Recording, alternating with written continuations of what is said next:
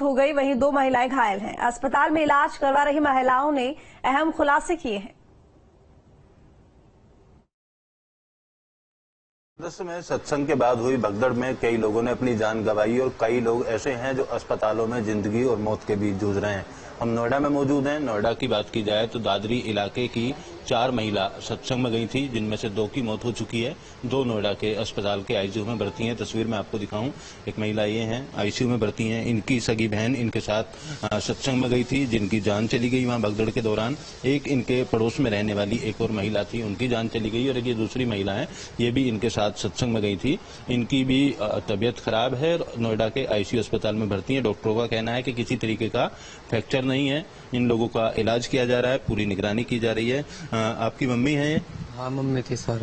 अच्छा, कितने दिन से सत्संग में जा रही थी और उस दिन क्या हुआ, क्या बताया आपको? कम से कम हमें हो गए जुड़े हुए 7 साल हो गए।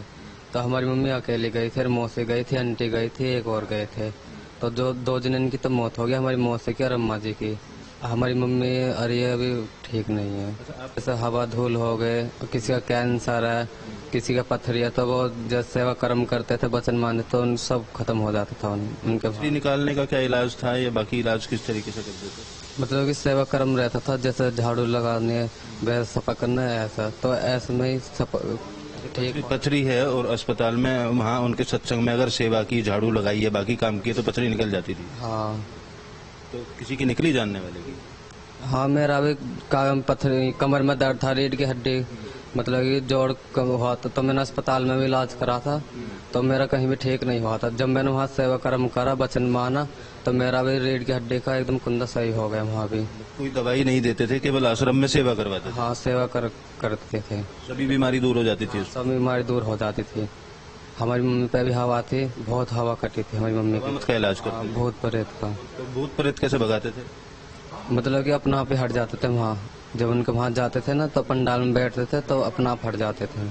भूत प्रेत कैसे परेशान करते थे मम्मी को आपकी?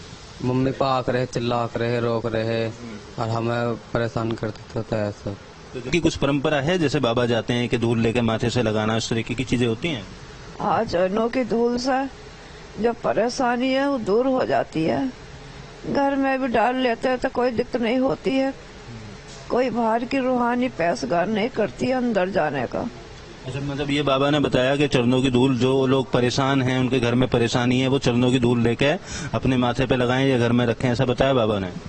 बाबा ने तो नहीं बताया, पर बहनी बता में ही कि चरणों की धूल उठा कर लगा ले मैं तो परेशानी दूर हो जावे है। या घर में कोई बाहर की आत्मा पैसगार करती है तो वो अभी नहीं पैसगार हो पाती है। कौन बताता था ये बात?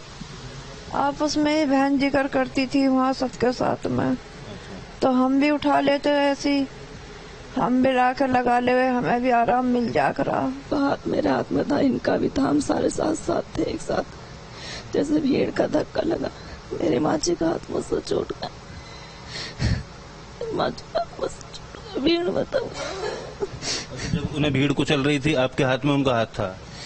मेरी मम्मी नोई कहते रह गई, बबली में बच्ची, मुझे बचा लो बेटा। मेरे मैया था मेरे सामने, मेरी माँ जी।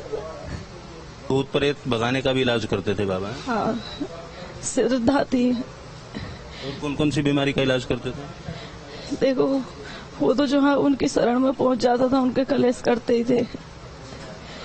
मतलब आर्थिक तंगी भी दूर होती थी, बीमारी भी कटती? जो उन्होंने अपने आप को पूर्ण रूप से समर्पित कर दिया, उनके सारे कलेश करते थे। हमारे भी कट्टे परमात्मा मगर ये हादसा हुआ है, ये पहली बार हुआ है जब से सत का साथ जुड़ा है।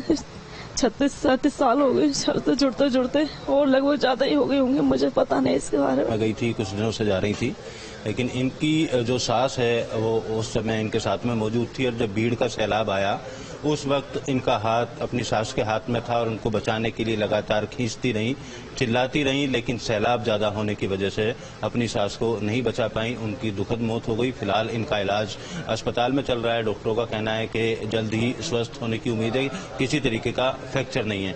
वीडियो जर्नलिस्ट मुकेश झा के साथ अमित चौधरी, न्यूज स्टेट, नोएडा। हाथरस सत्संग हादसे में मरने वालों का